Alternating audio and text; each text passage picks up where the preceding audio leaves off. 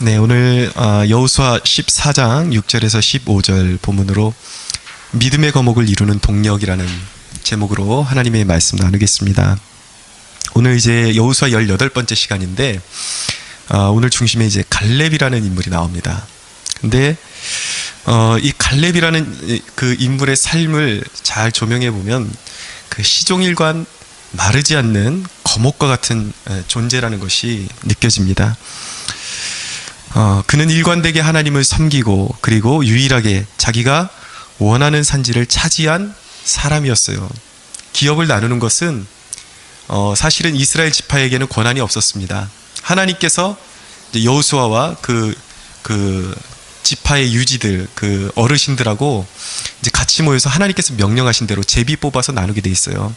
근데 여호수아는 나중에 가면은 이제 뒤에 가면은 이스라엘 백성들이 자원해서 준 땅에 이제 거하게 되고 유일하게 자기가 나 이 땅을 갖겠습니다 이렇게 지목해서 땅을 차지한 사람은 갈렙이었습니다. 굉장한 특권이었어요.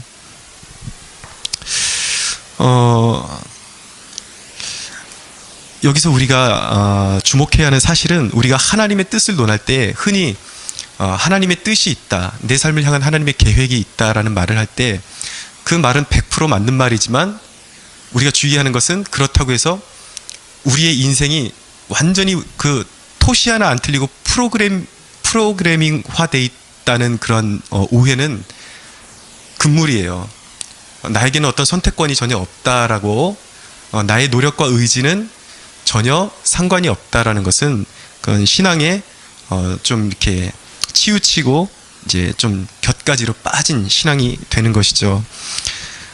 이렇게 정말 그 믿음을 가지고 하나님 앞에 살아가면 자기의 의지도 하나님께서 그 사람의 의지도 존중해 주시고 또 그 사람의 그 마음에 품은 소원까지도 하나님께서 들어주실 수 있다는 것을 우리가 반드시 깨닫고 신앙생활을 할 필요성이 있는 것입니다.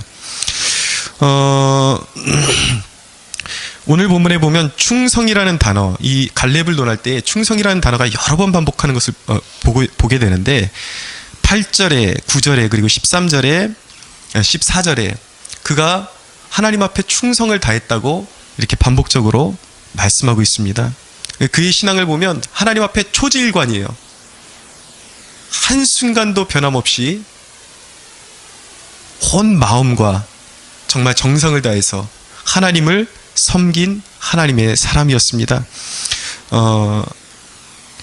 그래서 이제 12장에 그 13장에 들어서면서 이제 이스라엘의 그 가나안 정복의 그 중요한 전쟁을 다 이제 마치고 땅 분배를 하는 그런 그 지파들의 땅 분배를 하는 기사를 이제 쭉 담고 있는데 이제 지파들의 땅 분배에 대한 기사를 쭉 이어가다가 이 14장 거의 한 장 그 전체의 분량에 달하는 이 한 장을 할애하면서까지 갈렙을 소개하고 있는 거예요. 그만큼 대단한 인물이라는 것이죠. 갈렙은 여호수아와 함께 승리의 상징입니다. 이스라엘의 승리의 상징이에요. 신앙의 승리의 상징입니다. 그리고 가장 하나님의 백성으로서 성공한 이정이라고 볼 수가 있어요. 하나님께서 그 이정표를 굳게 세우신 거예요. 이것이 바로 승리의 이정표다. 이 사람처럼 살아야 된다 이거예요. 자, 주님이 하나님께서 이런 거목을 이정으로 남겨놓으신 이유가 뭐겠어요? 한 장을 다 할애하면서 이 사람에 대한 소개를 이렇게 거창하게 하는 이유가 뭘까요? 그 길로 따라가라는 것이죠. 거기에 성공이 있고 영적인 형통이 있다라는 것입니다. 요즘 보면은 개그맨이건 탤런트건 그 몸짱 만드는 게 유행인 것 같아요. 그래서 정말 놀라운 사실은 엊그저께 막 이렇게 뚱뚱했던 사람인 것 같은데 이제 몇 달 지나서 보니까 갑자기 몸짱이 돼서 나타나고 막 이런 것들을 이제 아주 심심찮게 우리가 보고 있습니다. 자, 중요한 것은 세상 사람들도 뜻을 정하니까 불가능해 보이는 일을 하더라는 거예요. 그들의 몸이 수개월 내에 그렇게 변하더라는 것입니다.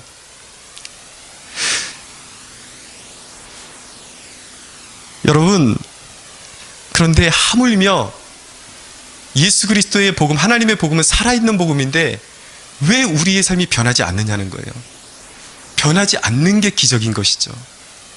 우리가 복음의 원리를 잘 깨닫고 그대로 순종하며 가면 어떻게 보면 이 갈렙의 삶은 너무 이렇게 높은 경지에 있어서 우리가 넘어다 보지 못할 그런 존재인 것 같은데 그렇지 않다라는 거예요. 성경은 분명히 엘리야도 그렇고 성경의 인물들이 우리랑 성정이 똑같은 사람들이라고 말씀하고 있어요.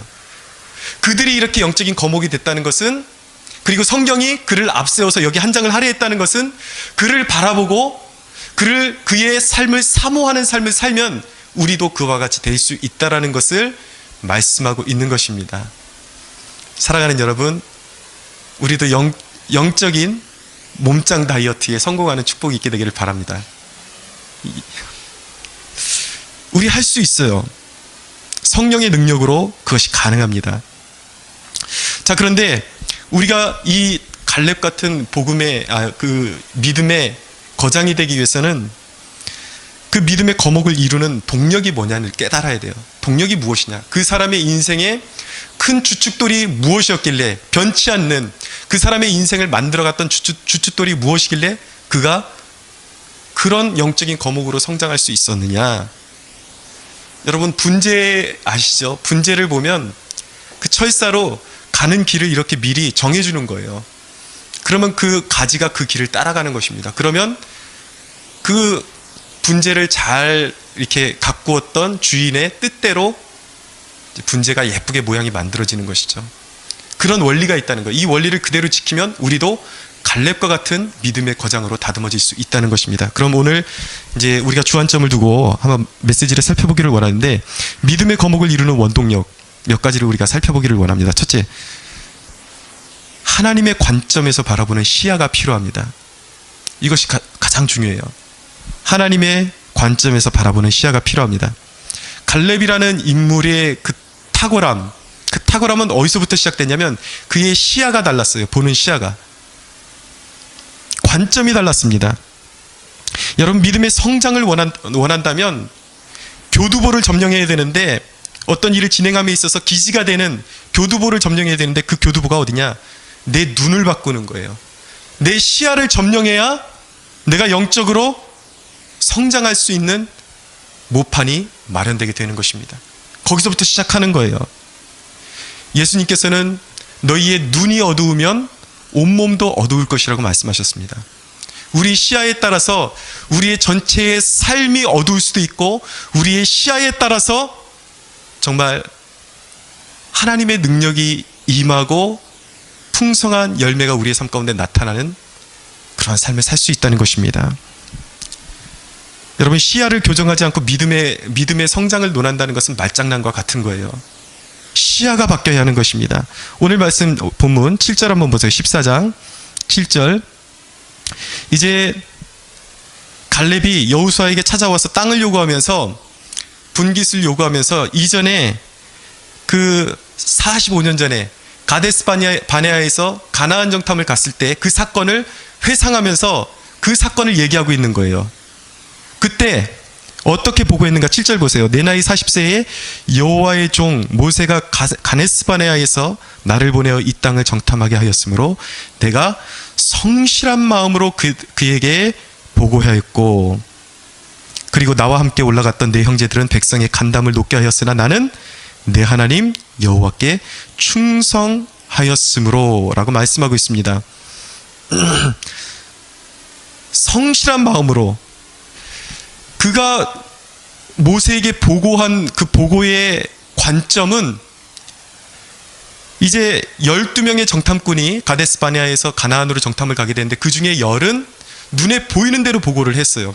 그래서 그 결과로 백성들의 간담이 녹아졌다고 말씀하고 있습니다. 완전히 그들의 보고 때문에 그나마 있던 믿음까지도 싹 사라져버리고 물같이 녹아지고 말았어요. 근데 여호수아 갈렙 이 두 사람만큼은 하나님의 관점으로 보고를 했다는 것입니다. 올바른 보고를 했어요. 자, 우리가 직접 눈으로 한번 확인을 해보기를 원합니다. 민수기 한번 가볼게요. 민수기 13장 32절. 여기 껴두시고 바로 돌아올 수 있게 민수기 13장 32절.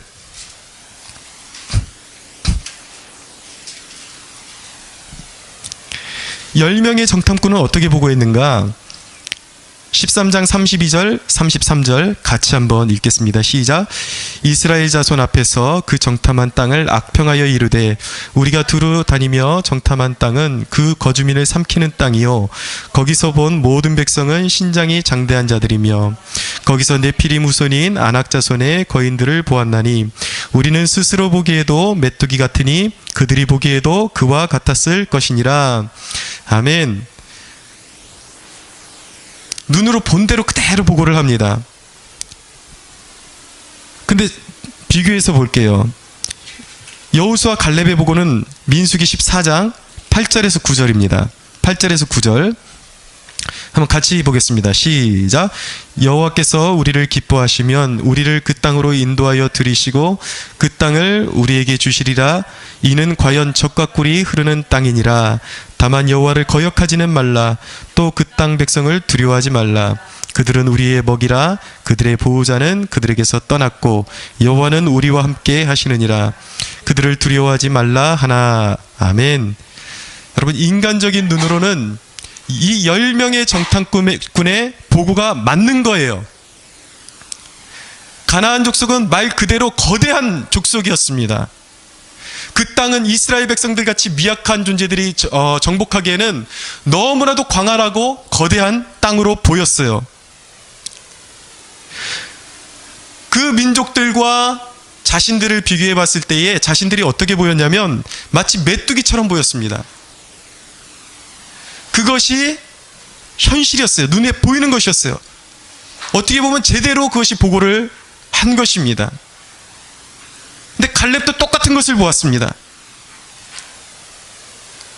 그런데 여러분, 그 본 것을 해석하는 차이가 있다는 거예요. 여러분, 갈렙이 똑같은 상황을 보고 왔어요. 그런데 갈렙이 가나안 땅에서 본 것은 그 상황에 대한 확인일 뿐이었어요. 확인일 뿐이었고, 갈렙이 승리를 확신한 근거는 그가 육안으로 본 것이 아니라 하나님의 말씀이라는 안경을 끼고 가나안 땅을 바라본 것이었습니다. 똑같은 것을 바라봤지만 10명의 정탐꾼은 자신들의 육안으로 바라본 그대로를 얘기한 거예요. 갈렙은 그 땅에 가서 이 땅이 이 정도로 강인한 족속이구나 똑같이 확인은 했어요. 그러나 거기서 머무르지 않고 그는 확신했습니다. 하나님의 말씀, 하나님께서 이미 미리 내가 그 땅을 너희에게 줄 것이다 라고 말씀하셨기 때문에 그 하나님이 주신 말씀의 안경을 끼고 그 땅을 바라본 것입니다. 그 차이예요. 그것이 바로 영안이에요. 그 영안이 열려야, 그 영안이 우리에게 주어지기 시작하면서 비로소 우리는 영적인 거목으로 자라나기 시작하는 것입니다. 사랑하는 여러분, 예수 그리스도를 믿으면 우리는 이미 새로운 피조물이 된 것입니다.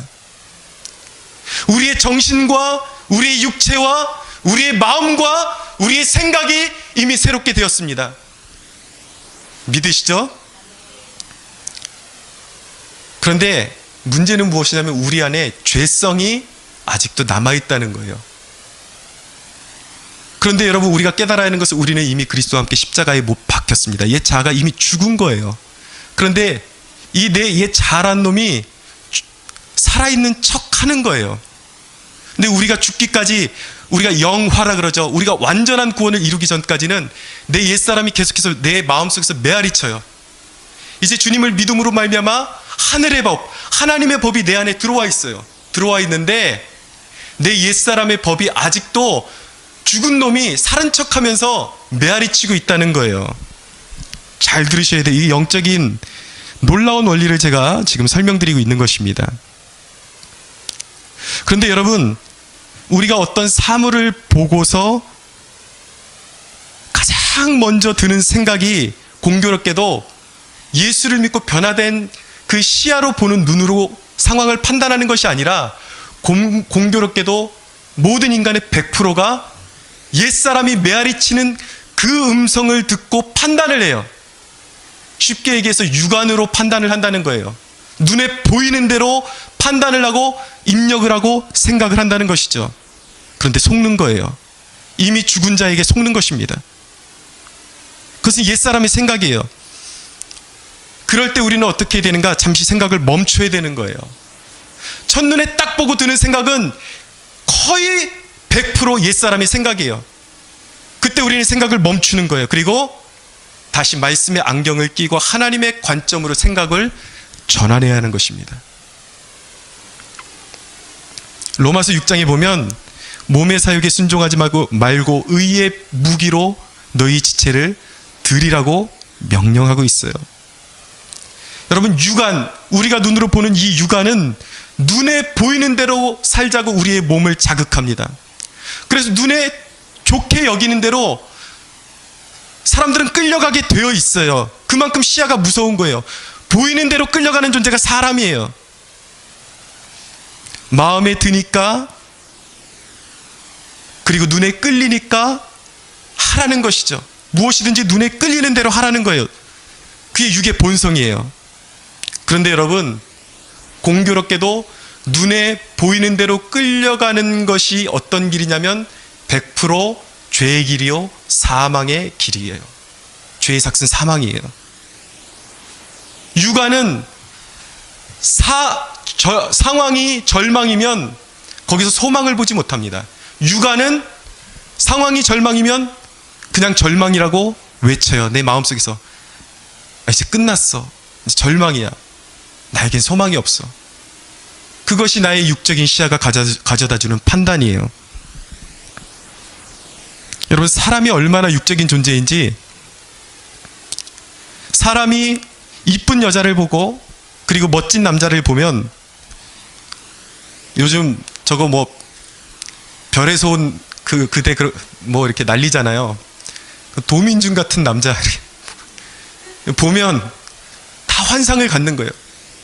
서로 이쁜 여자를 보고 멋진 남자를 보면 육적인 사람은 근본적으로 음란한 생각부터 일으키게 되어 있어요. 그것이 사람이에요. 그럴 때 우리는 어떻게 해야 되는가? 그 관점을 하나님의 관점으로 얼른 돌이켜야 되는 거예요. 그래서 그 형제를 볼 때, 그 자매를 볼 때 어떻게 바라봐야 되는가?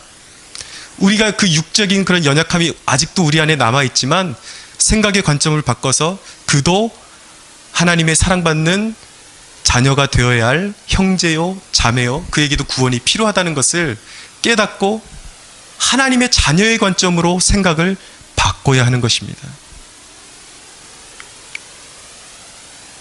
여러분, 중요한 것인데, 이 하나님의 관점으로서의 시야를 갖지 못하면 결국 우리는 인생을 실패할 수밖에 없어요. 제가 단적으로 한 가지를 예를 들어드린 것 뿐이에요. 그렇게 눈이 하자는 대로, 눈이 가자는 대로 가고 먹고 마시고 하면 그 값은 사망인 것입니다.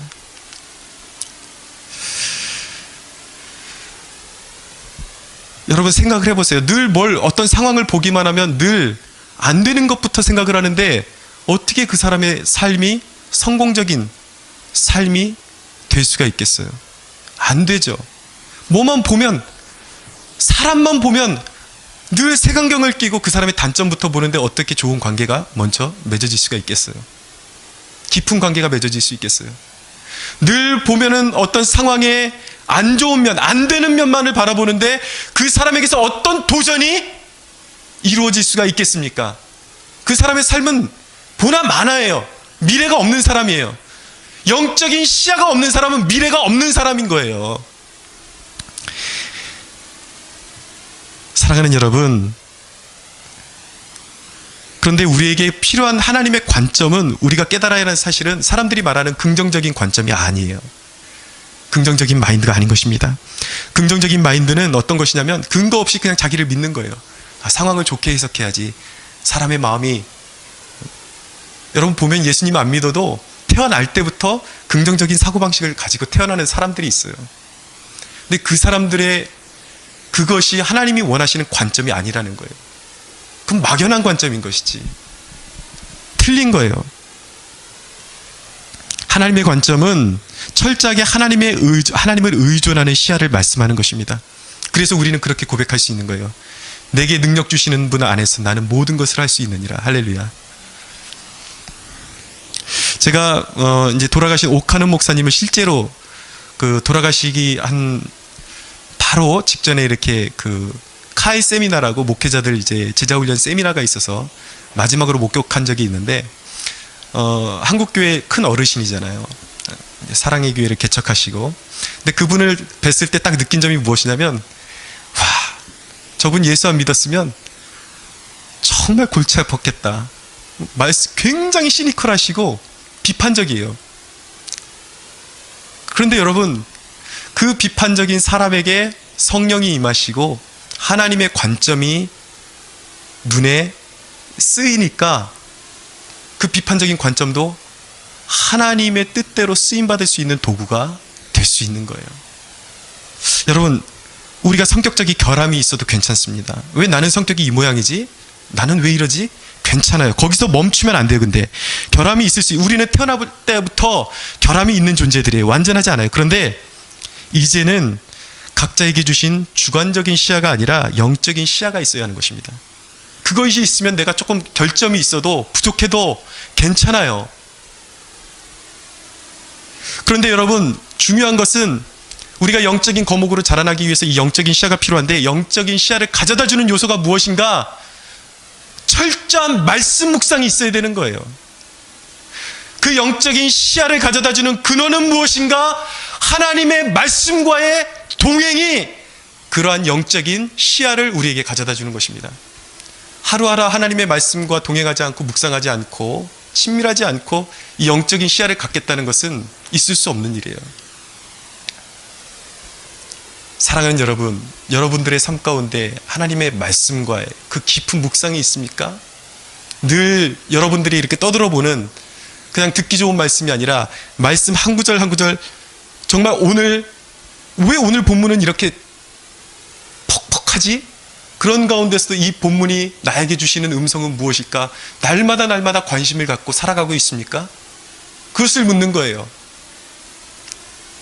사랑하는 여러분, 철저하게 하나님의 말씀과 동행하기로 결정하십시오.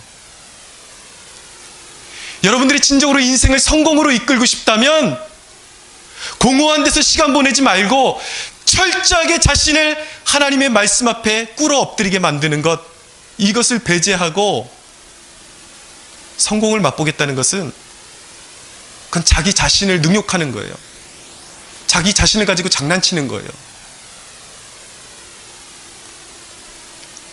우리 자식 흉보는 것 같아서 좀 그렇지만, 이제 애기니까,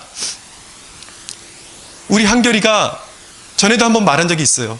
밖에 나가려면 추우니까 옷을 입어야지 데리고 나가는 거 아니에요. 적어도 옷은 입어야지 밖에 나가는 거라고요. 근데 밖에 나가는 것만 하지 옷 입는 걸 그렇게 싫어해. 근데 그대로 데리고 나가면 얼어 죽는데, 몸살 나는데, 여러분, 하나님의 말씀을 그렇게 읽으라고 그렇게 주의 종들이 도전함에도 불구하고 그거를 귀담아 듣지 않고, 아유, 그냥 이 정도 하면 되지, 그러고서 축복받기를 원한다는 것은 스스로가 축복을 걷어내 버리는 거라고. 그 정도 순종도 각오가 돼 있지 않고 내가 하나님의 축복을 받아 누리겠다고, 승리하겠다고 하는 것은 말장난에 불과하다는 것입니다. 사랑하는 여러분, 정말 여러분들 스스로를 사랑한다면 결정하십시오.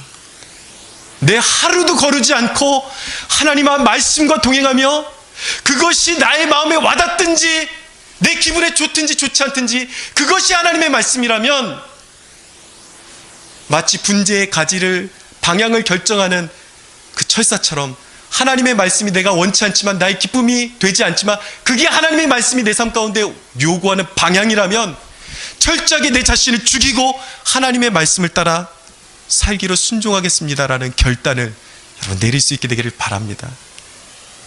그것이 없으면 영안을 가질 수가 없어요. 여러분, 영안은 막 귀신 보고 막 지옥문이 열리고 이걸 보는 걸 뭐 개중 있겠죠. 그런 사람들도. 그게 영안이 아니에요. 영안은 하나님의 관점으로 바라보는 것을 영안이라고 하는 것입니다. 사랑하는 여러분, 축복합니다. 영안이 열리게 될지어다. 사랑하는 여러분, 이 영적인 시야가 있는 자에게 하나님께서 반드시 보상을 주십니다. 오늘 본문을 돌아가 보세요. 본문을 돌아가 보면 9절 보세요. 9절 같이 읽겠습니다. 시작. 그날에 모세가 맹세하여 이르되 내가 내 하나님 여호와께 충성하였은즉 내 발로 밟는 땅은 영원히 너와 내 자손의 기업이 되리라 하였나이다. 할렐루야. 말씀드렸죠. 원래 지파의 기업은 자기가 선택권이 없는 거예요. 하나님께서 정해주시는 것이고 제비뽑기인데 갈렙만이 유일하게 자기가 원하는 땅을 차지할 수 있었어요. 왜? 하나님의 관점으로 바라봤기 때문이에요. 그리고 그렇게 입술로 고백했기 때문이에요. 하나님의 관점으로 바라본다는 것은 곧 하나님을 인정한다는 뜻이기 때문입니다. 그래서 너무 좋아하세요. 내 삶 가운데 어떤 문제가 일어날 때 그것을 내 입에서 나오는 대로 그냥 말하는 것이 아니라 하나님의 말씀을 관점으로 하나님을 인정하고 그분의 주권을 인정하고 고백할 때 하나님께서 그렇게 기뻐하신다는 거예요. 그런 사람들에게 반드시 보상이 따른다는 것입니다. 여러분, 믿음이 다 같은 믿음이 아니에요. 하나님은 공평하시다 그러지만 또 다른 이면에 불공평한 하나님의 섭리가 있어요. 은혜가 있어요. 남들이 고백하지 못하는 자리에서 믿음으로 고백하는 자에게 하나님께서 남다른 보상으로 하나님께서 갚아주신다는 것입니다. 두 번째로 믿음의 거장이 되는 원동력은 무엇인가? 바로 약속을 이루시는 하나님을 신뢰하는 것입니다. 여러분, 거목이 되려면 모진 풍파와 그 비바람을 잘 이겨내야 되는 거예요. 그냥 승승장구하는 건 없어요. 여러분, 갈렙은 약속을 받은 45년간을 한결같이 견뎌왔습니다. 놀랍지 않아요? 누군가는 그렇게 말할 수 있을지 모르겠어요. 나는 상황이 달라요. 우리 가정은 너무 어려워요. 내 삶을 돌아보면 너무 비참해요. 그렇게 말할 수 있겠지만 갈렙이 살아왔던 40년의 생활, 그것은 거친 광야의 생활이었다는 사실을 기억해야 합니다. 그가 상황이 달랐기 때문에 그렇게 고백할 수 있었던 게 아니에요. 우리보다 더한 앞이 보이지 않는 광야의 생활을 40년을 넘게 그가 이겨냈다는 거예요. 여러분, 오늘 말씀을 나누는 이 시점이 그가 85세가 된 이 시점인데 그가 누구보다도 큰 자신감을 가지고 패기를 지니고 있었던 원동력은 무엇이냐면 첫째는 하나님의 약속을 붙잡았기 때문이에요. 약속을 붙잡는 것이 그렇게 중요한 것입니다. 또 한 가지, 두 번째, 약속을 주신 궁극적으로 약속을 주신 하나님을 붙들었기 때문에 그가 한결같이 청청하게 푸르른 신앙의 그 모습을 지니고 있을 수 있던 것입니다. 여러분, 우리가 하나님을 신뢰할 수 있는 이유가 무엇인가요? 아브라함에게 하나님께서 약속을 주시고서 그 자신을 어떻게 입증해 내셨냐면 창세기 15장에 보면 재물을 쪼개게 하셨어요. 반으로 쪼개놓고 아브라함은 가만히 있고 하나님께서 혼자 그 횃불의 모습으로 나타나셔서 그 쪼갠 고기 사이를 통과하시는 거예요. 그것이 무엇이냐면 고대 근동에는 약속을 서로 언약을 맺는 사람들이 재물을 쪼개놓고 서로 같이 손을 잡고 그 사이로 지나갔습니다. 그것이 무슨 뜻이냐면 이 언약을 파기하는 자는 이 재물과 같이 쪼개질 것이다 라는 거예요. 근데 여러분, 아브라함에게 약속을 주시는데 하나님께서 아브라함은 그냥 홀로 두고 혼자 지나가시는 거예요. 내가 아브라함 너에게 약속을 주는데 믿음의 자손과 약속의 자손과 땅에 대한 기업에 대한 약속을 주는데 내가 이 약속을 어길 시에는 내가 이 쪼갠 고기와 같이 내가 스스로 쪼개지는 그런 존재가 될 것이다. 근데 여러분, 하나님이 그렇게 쪼개질 수가 있어요? 없죠. 그것은 무엇을 말씀하는 거예요? 하나님은 죽을래야 죽을 수 없는 분이지만 그만큼 자신의 말의 신실성을 보여주시기 위해서 스스로 내가 죽음을 각오하고 약속을 지킬 거야. 하나님이 그런 분이라고요. 하나님이 우리에게 주신 약속은 반드시 이루어지는 것입니다. 그렇기 때문에 인생의 풍랑이 올 때, 비바람이 불어올 때에 때로는 우리가 그 약속을 바라볼 때 지치고 힘들 때가 있어요. 자꾸 계획이 엇나가고 뭔가 삐그덕거리고 인간의 생각으로 도저히 약속이 이루어지는 것 같지 않은 때가 있어요. 그때는 여러분, 약속을 바라보는 것이 아니라 약속을 이루시는 하나님을 바라봐야 하는 것입니다. 사랑하는 여러분, 내가 약속을 이어받을 사람인지 상실한 사람인지 어떻게 알 수 있을까요? 간단합니다. 기도의 불이 냉랭하게 꺼진 사람은 약속 안에 머무르지 못하는 사람이에요.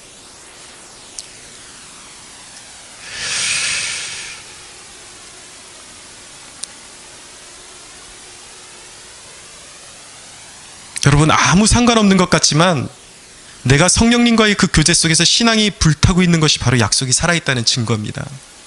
왠지 아세요? 예수님께서 언약을 갱신하시면서 자신이 우리에게, 제자들에게 주신, 하나님의 자녀들에게 주신 약속, 영적인 유업, 하나님 나라와 너희를 하나님 나라에 확장하는 축복의 통로로, 사람 낚는 어부로 사용하시겠다는, 내가 그렇게 만들고야 말겠다는 그 언약의 보증으로 주신 분이 누구시냐면, 보내주신 분이 누구시냐면 그분이 성령 하나님이세요. 말로 약속이 있어, 약속이 있어 외치고 기도하지 않는 사람은, 그 사람의 삶은 아무도 보증해 주지 않아요. 그러나 엉뚱하게 미래도 없는 것 같은데 오직 예수 그리스도 안에서 하나님을 기뻐하며 그 신앙에서 그 뜨거운 열정을 유지하고 성령님과의 끊임없는 교제 가운데서 그 성령의 불을 꺼뜨리지 않는 사람은, 그 사람은 약속이 뭔지도 모르고 인생의 비전이 뭔지도 모르는 사람일지도 몰라도 오히려 그 사람의 삶이 약속을 말로만 외치는 사람보다 오히려 성령 안에서 뜨거움을 유지하는 사람의 삶이 더 확실하다는 사실을 우리가 기억해야 되는 것입니다. 왜냐하면 약속은 우리의 힘으로 이루는 것이 아니라 성령의 능력으로 이루어지는 것이기 때문이에요. 그렇기 때문에 우리의 신앙의 불과 약속은 아주 밀접한 거예요. 그렇기 때문에 기도하지 않는 사람은 약속이고 뭐고 논할 자격이 없는 것입니다. 약속에 벗어난 사람이에요. 여러분, 약속을 고대하는 자마다 하나님을 추구하고, 그렇기 때문에 성령의 충만함을 고대하는 것입니다. 여러분, 예수님 안에 거하세요. 성령을 사모하세요. 성령님은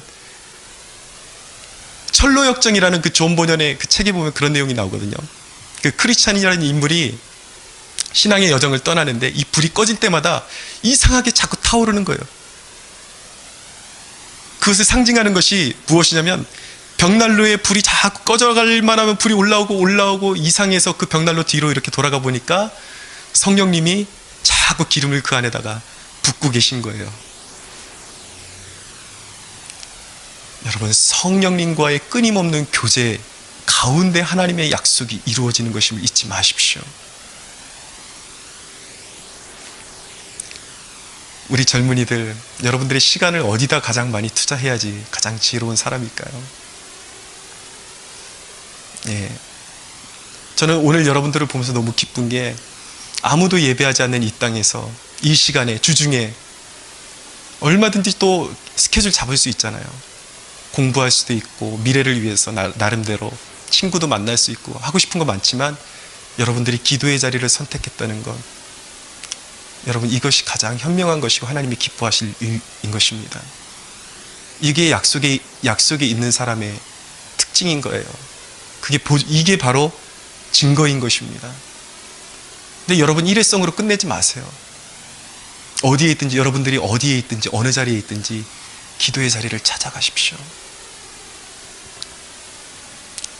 여러분, 꿈을 꾸고 있는데 신앙의 열정이 식어졌습니까? 그 사람은 이미 꿈을 잃어버린 사람입니다.